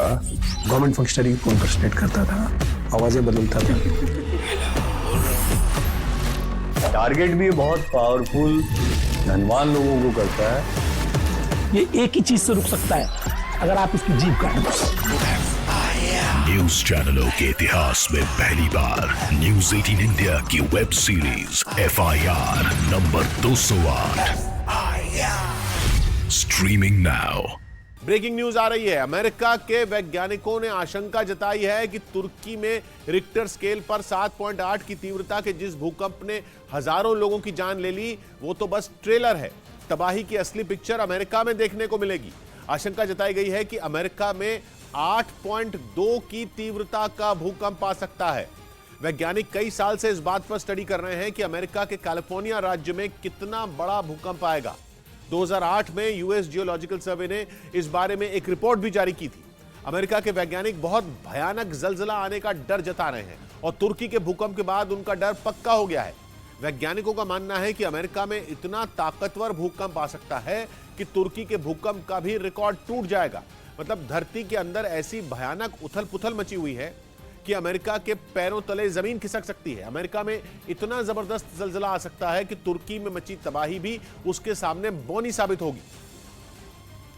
क्योंकि तुर्की में तो 7.8 की तीव्रता का भूकंप आया, लेकिन अमेरिका के कैलिफोर्निया में 8.2 की तीव्रता का भूचाल भी आ सकता है। 7.8 की तीव्रता पर ही तुर्की का भूकंप क्या बर्बादी लाया है वो पूरी दुनिया के सामने है। 2015 में नेपाल में भी जिस भूकंप ने लगभग 9000 लोगों की जान ली थी, वो भी रिक्टर स्केल पर 7.8 की ताकत का था। यानी अगर वैज्ञानिकों का डर सच साबित हुआ तो अमेरिका को बस भगवान ही बचा पाएगा। वैज्ञानिकों का कहना है कि तुर्की का भूकंप काफी हद तक उस भूकंप की तरह है जो आज से 117 साल पहले कैलिफोर्निया के सैन फ्रांसिस्को शहर में आया था। तुर्की के भूकंप की तरह 1906 में आया वो भूकंप भी 7.8 की तीव्रता का था। उस भूकंप में भी लगभग पूरा सैन फ्रांसिस्को शहर जमींदोज हो गया था और काफी आग भी लगी थी। इसलिए वैज्ञानिकों ने चेतावनी दी कि अमेरिका संभल जाए। अमेरिका के लोग तुर्की के भूकंप से सबक लें और सारी तैयारी करके रखें। क्योंकि जैसे तुर्की फॉल्ट जोन में आता है उसी तरह अमेरिका का कैलिफोर्निया भी फॉल्ट जोन में पड़ता है और ये दोनों फॉल्ट जोन एक दूसरे से मिलते जुलते हैं। 1906 का सैन फ्रांसिस्को का भूकंप सैन एंड्रियास फॉल्ट पर आया था। सैन एंड्रियास फॉल्ट जोन में जमीन के अंदर मौजूद प्लेटों में लगातार हलचल हो रही है। उस हलचल की वजह से दबाव पैदा हो रहा है। देर सवेर वो दबाव भूकंप बनकर बाहर निकलेगा ही, लेकिन कब, तो उसकी सटीक तारीख तो वैज्ञानिक भी नहीं बता सकते। हो सकता है कि कल ही भूचाल अमेरिका को हिला डाले या अगले 10 साल भी अमेरिका की धरती में कंपन न हो। लेकिन इतना तो तय है कि अमेरिका के कैलिफोर्निया में भूकंप जितनी देर में आएगा उतना ताकतवर आएगा और जब भी आएगा अपने साथ कयामत लाएगा। और तो और अकेला कोई एक भूकंप नहीं आने वाला। वैज्ञानिकों का अनुमान है कि अमेरिका में जलजला नहीं बल्कि एक के बाद एक कई जलजले आएंगे, क्योंकि 1906 में कैलिफोर्निया में 7.8 की तीव्रता का भूकंप आया था। उससे पहले 1857 में 7.9 की तीव्रता का भूकंप आया था। उसके बाद कैलिफोर्निया में इतने ताकतवर भूकंप नहीं आए। यानी 166 साल में कैलिफोर्निया में बहुत भयानक भूकंप नहीं आया। माना जा रहा है कि अब कैलिफोर्निया में जमीन के अंदर इतना दबाव बन चुका है कि जल्द अमेरिका में भूकंप आ सकता है और वो भूकंप रिक्टर स्केल पर 8.2 की तीव्रता को भी छू सकता है। इस बीच भूकंप के कई ताकतवर झटकों से तबाह हो चुके तुर्की की मदद के लिए भारत से एनडीआरएफ की एक टीम और बड़ी मात्रा में राहत सामग्री रवाना की गई। प्रधानमंत्री नरेंद्र मोदी ने एक दिन पहले ऐलान किया था कि इन मुश्किल हालात में भारत तुर्की की मदद करेगा, जिसके बाद दिल्ली के पास गाजियाबाद के हिंडन एयरबेस से आधी रात को ही एनडीआरएफ की 51 सदस्यों की टीम डॉग स्क्वाड और जरूरी उपकरणों के साथ तुर्की के लिए रवाना हो गई। तुर्की के लिए उड़ान भरने से पहले भारतीय वायुसेना के इस विमान में एक ट्रक और 2 गाड़ियों को भी लोड किया गया। रेस्क्यू एंड रिस्पांस के लिए ये टीम यहाँ से मूव कर रही है। तुर्की के अदना एयरपोर्ट पहुंचने के बाद एनडीआरएफ की उस टीम की तस्वीरें भी सामने आई, जिसने वहां पहुंचकर राहत बचाव का काम शुरू कर दिया। लेकिन भारत से तुर्की और सीरिया को दी जाने वाली मदद का यह सिलसिला यही नहीं रुका। भारत की वायुसेना के C-130J हर्क्यूलिस विमान ने सीरिया के लिए उड़ान भरी, जिसके जरिए भारत से सीरिया दवाएं भेजी गई। शाम होते होते भारत की तरफ से 2 बोइंग C-17 ग्लोबमास्टर विमान 60 सदस्यों की मेडिकल टीम के साथ तुर्की के लिए रवाना हो गए। भारत से लगातार मिल रही मदद के बीच भारत में तुर्की के राजदूत फिराज सुनील ने प्रधानमंत्री मोदी का शुक्रिया अदा किया। We are दोस्त, we are friends. Reaction response was very swift and timely. इस बीच इंडिगो एयरलाइंस ने भी ऐलान कर दिया कि वो तुर्की की मदद के लिए अपनी कमर्शियल फ्लाइट बोइंग 777 से मुफ्त में वहां के लोगों के लिए जरूरत का सामान भेजेगा। उधर तुर्की में एक दिन पहले आए भूकंप की भविष्यवाणी 3 दिन पहले ही हो गई थी, जिस पर चर्चाएं। चीन के कथित जासूसी गुब्बारे को मार गिराने के बाद अमेरिका ने बेहद सनसनीखेज दावा किया। अमेरिका ने बताया कि चीन का 200 फीट ऊंचा वो गुब्बारा एक बड़े यात्री विमान के बराबर वजन का सामान लेकर जा रहा था। ऐसे में यह बिल्कुल हो सकता है कि चीन के गुब्बारे में बारूद भरा गया हो, ताकि अगर चीन की पोल खुलती दिखे तो गुब्बारे को हवा में ही विस्फोट करके उड़ाया जा सके। लेकिन उससे पहले अमेरिका ने ही चीन के गुब्बारे पर मिसाइल दाग दी। 3 दिन पहले अमेरिका ने अपने साउथ कैरोलिना राज्य के पास अटलांटिक महासागर के ऊपर चीन के गुब्बारे को शूट कर दिया था। अब अमेरिका की नौसेना समंदर में उस गुब्बारे का मलबा ढूंढने में लगी है, ताकि पता लगाया जा सके कि चीन के उस गुब्बारे में था क्या। अमेरिका का कहना है कि चीन का गुब्बारा उसकी जासूसी कर रहा था। अगर ये बात सही निकली तो गुब्बारे के मलबे को दुनिया के सामने पेश करके अमेरिका चीन को बेइज्जत करके रख देगा। इधर मुंबई के शिवाजी नगर इलाके में कुछ लोगों ने आरोप लगाया कि समाजवादी पार्टी के नेता फहाद आजमी के समर्थकों ने उनसे मारपीट की। वहां इलाके के लोग अपनी शिकायत लेकर फहाद आजमी के दफ्तर पहुंचे थे, लेकिन आरोप है कि वहां मौजूद समाजवादी पार्टी के कार्यकर्ताओं ने उनकी शिकायत सुनने के बजाय उनसे बदतमीजी शुरू कर दी। इसी बीच उनमें एक कार्यकर्ता आगे बढ़ा और उसने सामने खड़े एक आदमी को थप्पड़ जड़ दिया, जिससे वहां अफरा तफरी मच गई। शिकायत करने के लिए जुटे लोगों ने आरोप लगाया कि फहाद आजमी के समर्थकों ने उन्हें बुरी तरह पीटा। इस दौरान कुछ लोगों को काफी चोट भी आई। वहीं मारपीट की शिकायत मिलने के बाद पुलिस ने इस मामले में जांच शुरू कर दी। उधर पंजाब के लुधियाना कोर्ट परिसर के पीछे दिन दहाड़े 2 गुटों के बीच गोलियां चली, जिसमें 2 युवक जख्मी हो गए। पुलिस के मुताबिक गोलीबारी में 3 से 4 लोग शामिल थे, जिसमें पुलिस ने 2 लोगों को हिरासत में ले लिया, जबकि बाकी लोग भागने में कामयाब रहे। चश्मदीदों के मुताबिक कोर्ट कॉम्प्लेक्स के पीछे 2 बदमाशों ने ताबड़तोड़ फायरिंग की। 3 गोलियां चली हैं और वो 2 जाने सीगे। जहाँ से निकले हैं वो आपस में बहस करते हुए और यहाँ इस जगह पर आकर उन्होंने आपस में झड़प की है। झड़प करने के बाद आपस में उनकी गोलियां चली हैं। कोर्ट परिसर में दिन दहाड़े फायरिंग के बाद वहां अफरा तफरी मच गई। पुलिस ने फायरिंग वाली जगह से 2 खोखे भी बरामद किए। देखो 2 बंदियां दा सामने आया जख्मी होने दा, हाले आगे जिद्दां भी गल आएगी पर तस्दीक कर रहे हैं। दोनों इलाके में लगे सीसीटीवी कैमरों को खंगाल रही पुलिस को अब तक फायरिंग करने वाले का कोई सुराग हाथ नहीं लगा है।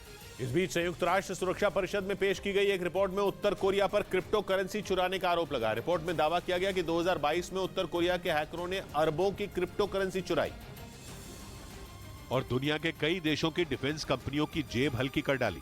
क्रिप्टो करेंसी डिजिटल करेंसी होती है और इसके जरिए ऑनलाइन लेन देन ही हो सकता है। यही नहीं, इसमें किसी भी थर्ड पार्टी का कोई दखल नहीं होता। यानी क्रिप्टो करेंसी की चोरी करना मामूली बात नहीं, और अगर वो चोरी हो गई तो उसे वापस लाना भी आसान नहीं। उत्तर कोरिया के शासक किम जोंग उन ने इसी बात का फायदा उठाया और ऐसे खतरनाक हैकर तैयार किए जो बड़ी बड़ी डिफेंस कंपनियों की नाक के नीचे से उनके पैसे लेकर रफूचक्कर हो गए और उन्हें भनक तक नहीं लगी। हालांकि उत्तर कोरिया ने उस पर लगे इन आरोपों को गलत बताया और किसी भी देश पर साइबर हमले से इनकार किया। लेकिन संयुक्त राष्ट्र सुरक्षा परिषद में पेश की गई रिपोर्ट ने दुनिया को सकते में डाल दिया, क्योंकि रिपोर्ट में दावा किया गया कि किम जोंग उन के हैकरों ने $630 मिलियन यानी करीब 5,000 करोड़ रुपए की क्रिप्टो करेंसी चुरा ली। और ये क्रिप्टो करेंसी दुनिया के अलग अलग देशों की बड़ी बड़ी डिफेंस कंपनियों की है और उनके लिए अपनी क्रिप्टो करेंसी को ट्रैक करना मुश्किल है, क्योंकि उत्तर कोरिया के हैकर अपने काम में धुरंधर माने जाते हैं और उनकी चुराई गई क्रिप्टो करेंसी को वापस लाना बच्चों का खेल नहीं है। इधर दिल्ली में मेयर का चुनाव नहीं हो पाने की वजह से सड़कों पर बीजेपी और आम आदमी पार्टी के बीच घमासान शुरू हो गया, जिसमें दोनों पार्टियों के कार्यकर्ता एक दूसरे के खिलाफ प्रदर्शन करने उतरे। बीजेपी ने आम आदमी पार्टी के ऑफिस के बाहर धरना देकर हालात के लिए अरविंद केजरीवाल को जिम्मेदार ठहराया, तो आम आदमी पार्टी ने बीजेपी के खिलाफ गुस्सा निकाला। उधर कांग्रेस नेता बालासाहेब थोराट ने महाराष्ट्र विधानसभा के सीएलपी के पद से इस्तीफा दे दिया। उन्होंने इस बारे में हाईकमान को चिट्ठी लिखी और दो टूक कहा कि वो महाराष्ट्र कांग्रेस अध्यक्ष नाना पटोले के साथ काम नहीं कर सकते, जिसके बाद महाराष्ट्र कांग्रेस का झगड़ा दुनिया के सामने बेपर्दा हो गया, क्योंकि बालासाहेब थोराट ने खुलकर बता दिया कि वो नाना पटोले से नाराज है। हालांकि महाराष्ट्र कांग्रेस अध्यक्ष नाना पटोले उनके इस्तीफे की खबरों से अनजान बने रहे। मुझे ये सब इशू का मेरे पास कुछ समय नहीं है।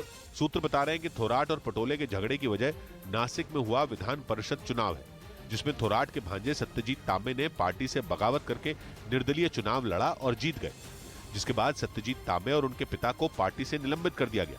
खबर है कि तांबे पर कार्रवाई के लिए थोराट ने पटोले को जिम्मेदार माना था और इसी गुस्से में उन्होंने महाराष्ट्र विधानसभा के सीएलपी का पद छोड़ दिया।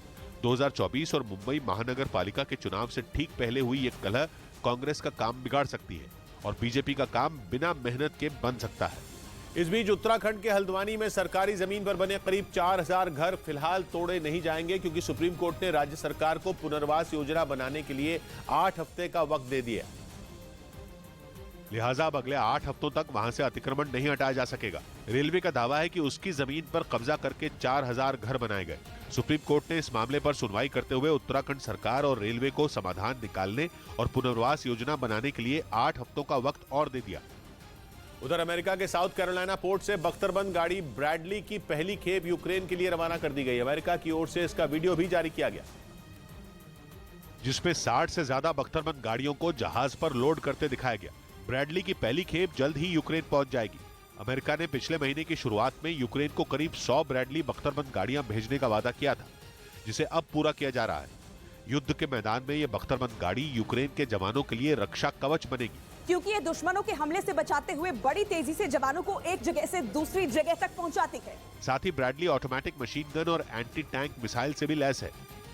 इधर राजस्थान के उदयपुर में बजरंग दल के कार्यकर्ता राजू परमार की गोली मारकर हत्या कर दी। घटना उस वक्त हुई जब वो अपने रेस्टोरेंट जा रहे थे, तभी कुछ लोगों ने उन्हें गोली मार दी, जिसमें वो बुरी तरह घायल हो गए। जख्मी हालत में उन्हें अस्पताल में भर्ती कराया गया, जहां इलाज के दौरान उनकी मौत हो गई। फायरिंग करने के बाद भाग रहे बदमाशों का एक सीसीटीवी वीडियो भी सामने आया। पुलिस ने सीसीटीवी वीडियो के आधार पर केस दर्ज कर लिया और आरोपियों की तलाश शुरू कर दी।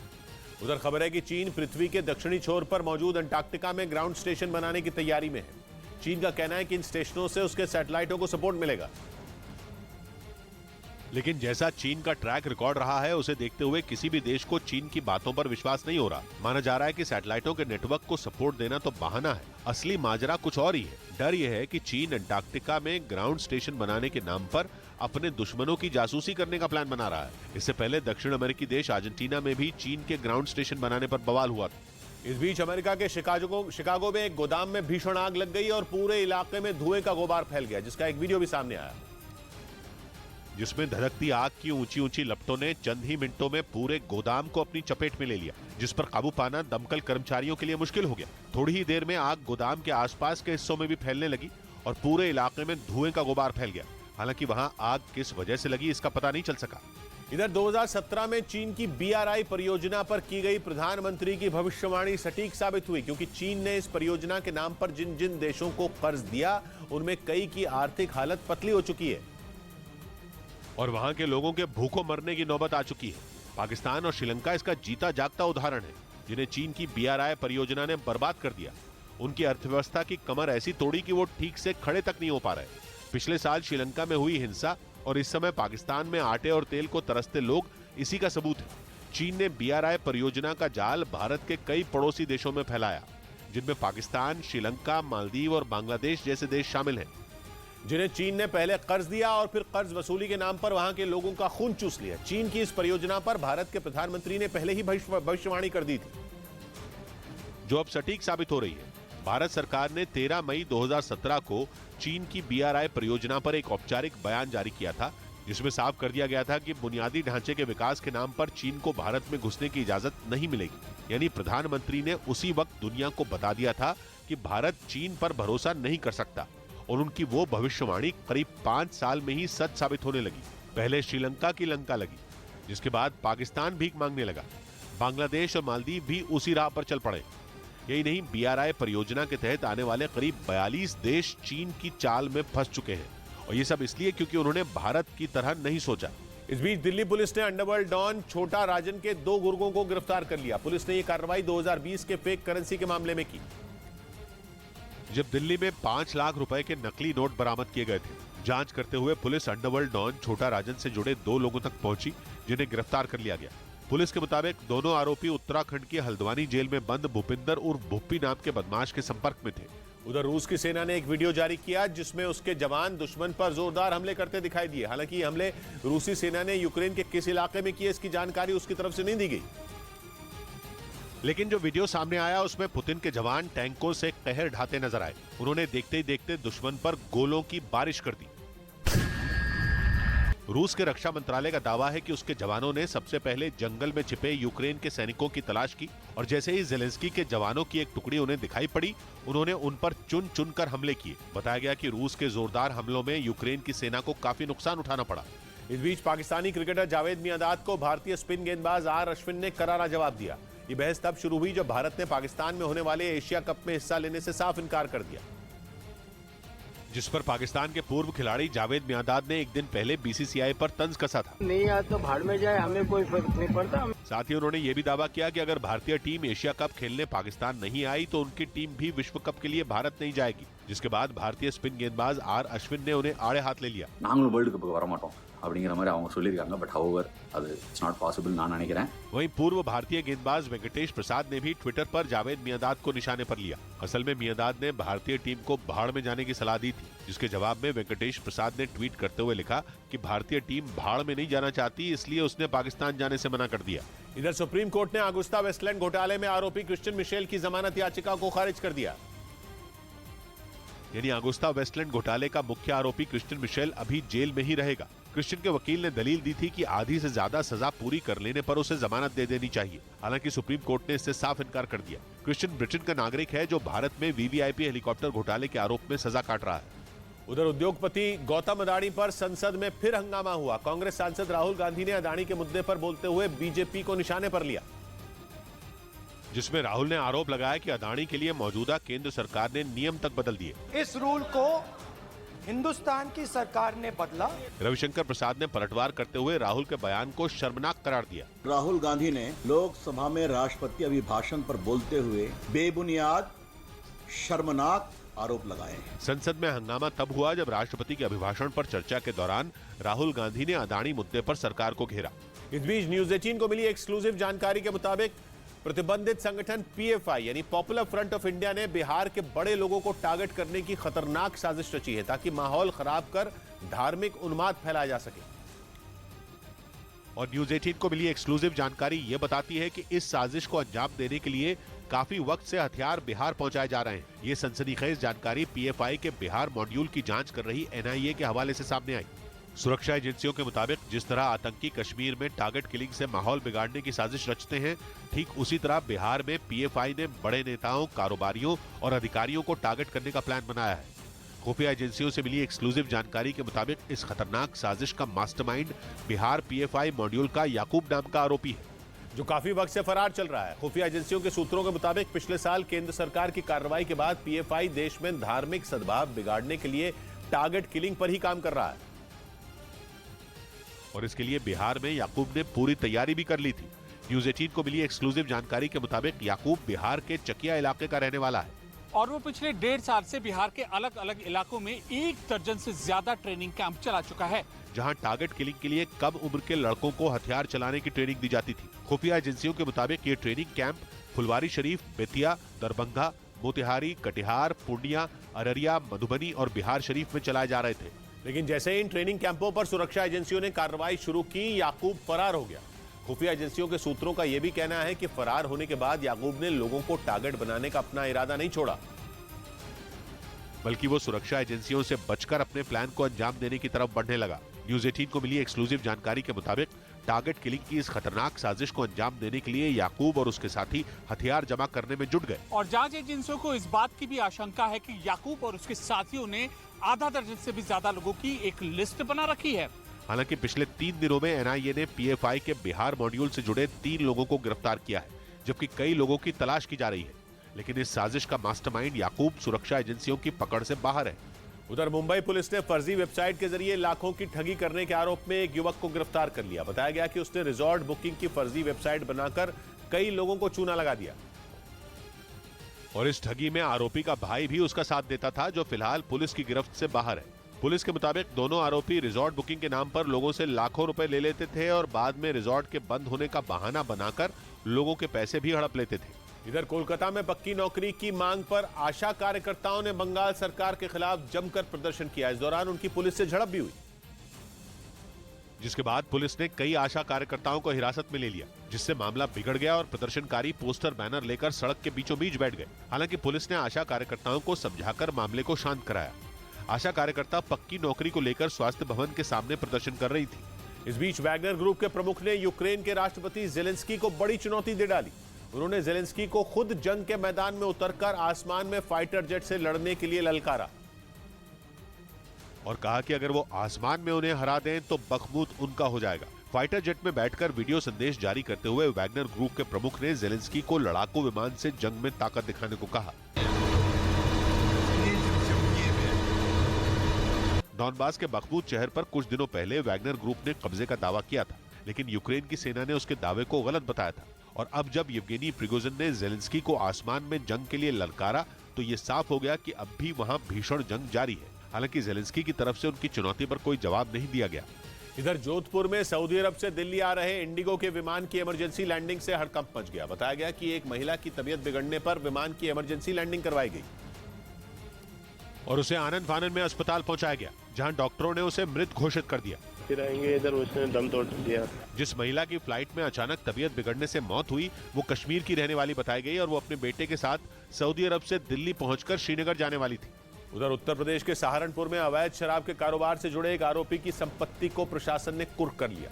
प्रशासन ने उस पर गैंगस्टर एक्ट के तहत कार्रवाई की और उसकी 45 लाख रुपए की संपत्ति को कुर्क कर लिया। इसकी मुनादी की कार्रवाई करवाई गई और इसके बाद इनकी संपत्ति को कुर्क किया गया। आरोप है कि उसने अवैध कमाई से अपनी मां के नाम पर इस मकान को खरीदा था, जिसे गैंगस्टर एक्ट के तहत कुर्क कर लिया गया। इस बीच खबर है कि रूस के साथ जारी जंग में यूक्रेन के सैनिकों का बुरा हाल है। दावा है कि पुतिन की फौज के आगे सरेंडर करने वाले यूक्रेन के एक सैनिक ने अपनी ही सेना की पोल खोल दी और बताया कि कैसे यूक्रेन के सैनिक जंग के मैदान में जरूरी सुविधाओं के लिए भी तरस रहे हैं। उसने दावा किया कि लड़ाई के दौरान अगर कोई सैनिक घायल हो जाता है तो उसका इलाज तक नहीं हो पाता। रूसी सेना के आगे सरेंडर करने वाले यूक्रेन के जवान ने हथियारों की कमी की भी बात मानी।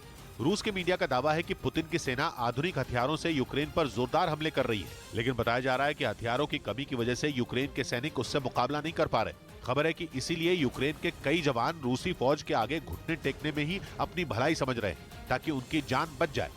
उधर राजस्थान के उदयपुर से दिल्ली के कंजावला जैसा मामला सामने आया। वहां एक कार में बैठे कुछ लड़के एक युवक को कई फीट तक घसीटते हुए ले गए और इस घटना में उस युवक की मौत हो गई।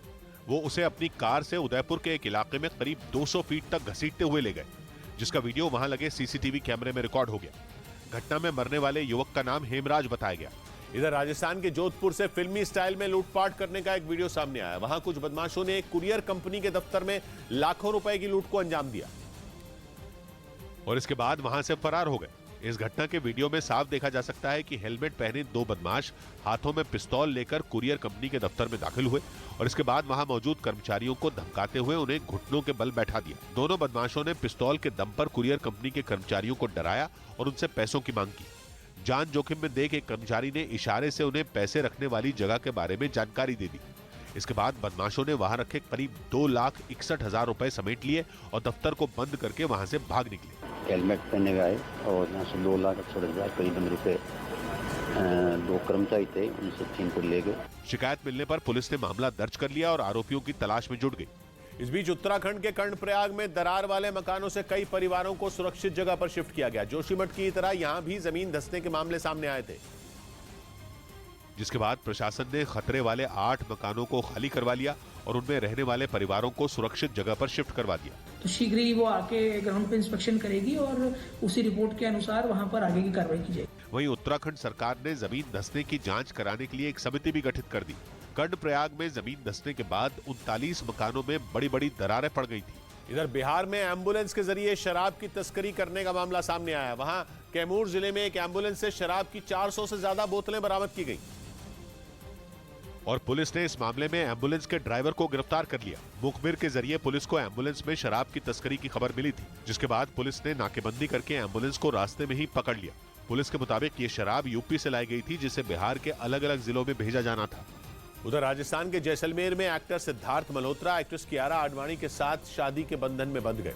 जैसलमेर के सूर्यगढ़ पैलेस में दोनों की शादी पारंपरिक तरीके से हुई और इस शादी समारोह में शामिल होने के लिए दूसरे दिन भी कई बड़ी हस्तियां जैसलमेर पहुंची। हालांकि मीडिया को शादी के कार्यक्रम से दूर रखा गया, लेकिन जो तस्वीरें सामने आई उनमें एक तस्वीर में शादी का मंडप खूबसूरत फूलों से सजा दिखा। सिद्धार्थ और कियारा की शादी के लिए खास तौर पर दिल्ली से बैंड भी बुलाया गया। दिन के वक्त बैंड वाले सूर्यगढ़ पैलेस में दाखिल हुए और शादी समारोह खत्म होने के बाद वहाँ से बाहर निकले। सिल्वर कलर पूरा एक शेरवानी सिल्वर कलर की थी। जब तक सूर्यगढ़ पैलेस के अंदर शादी का कार्यक्रम चलता रहा, तब तक उसके बाहर भारी तादाद में सुरक्षा कर्मी भी मौजूद रहे। इस बीच पंजाब के पूर्व मंत्री साधु सिंह धर्मसोत को विजिलेंस विभाग ने आय से अधिक संपत्ति के मामले में गिरफ्तार कर कोर्ट में पेश किया और कोर्ट ने साधु सिंह को 3 दिनों की पुलिस रिमांड में भेज दिया। जांच एजेंसी उनसे 6 करोड़ 39 लाख के खर्च का हिसाब लेने की कोशिश करेगी। भ्रष्टाचार निरोधक अधिनियम के तहत मोहाली में उन पर मुकदमा दर्ज किया गया था। इधर दिल्ली में सीएम अरविंद केजरीवाल के घर के बाहर मंदिरों के पुजारियों ने मासिक वेतन की मांग के लिए धरना किया, जिसमें पुजारियों की बड़ी तादाद दिखी। पुजारियों को बीजेपी नेताओं का भी साथ मिला। सांसद मनोज तिवारी और रमेश बिदुड़ी भी प्रदर्शनकारियों के साथ मौजूद रहे और सभी ने मंदिरों के पुजारियों के लिए मासिक वेतन की मांग की। मस्जिद के जो मौलवी होते हैं उनको महीना दे रही है दिल्ली सरकार, तो पुजारियों ने कौन सा पाप किया है? पुजारियों की मांग है कि उन्हें 40,000 रुपए महीना वेतन दिया जाए। इस बीच दिल्ली के पास यूपी के नोएडा में पुलिस ने सट्टेबाजी के एक बड़े नेटवर्क का पर्दाफाश कर दिया। पुलिस के मुताबिक सट्टेबाजी का यह नेटवर्क दुबई से चलाया जा रहा था, जिसकी जानकारी मिलते ही पुलिस ने घर पर छापेमारी कर 16 लोगों को धर दबोचा। साथ ही उनके पास से 2 गाड़ियां, 74 मोबाइल फोन, 12 लैपटॉप और 90 एटीएम कार्ड भी बरामद किए। पुलिस के मुताबिक महादेव ऐप से ऑनलाइन सट्टेबाजी की जाती थी। उसके माध्यम से लोगों से फ्रॉड धोखाधड़ी करते थे। दावा किया जा रहा है कि उस ऐप के जरिए आरोपियों ने करीब 300 करोड़ रुपए कमाए। कहते हैं मिटाने वाले से बढ़कर है बचाने वाला। फिर मूर्ख क्यों अपने हाथों से क्यों मरता है? तो बात की एक बात कही अनवर ने, नादा यहां जो करता है वो भरता है, जब दिल में नहीं है खोट तो फिर क्यों डरता है। तो मिलते हैं कल, घड़ी जब इशारा करेगी 9 बजे रात का वक्त फिर होगा। न्यूज़ 18 इंडिया की web series FIR number 208 streaming today.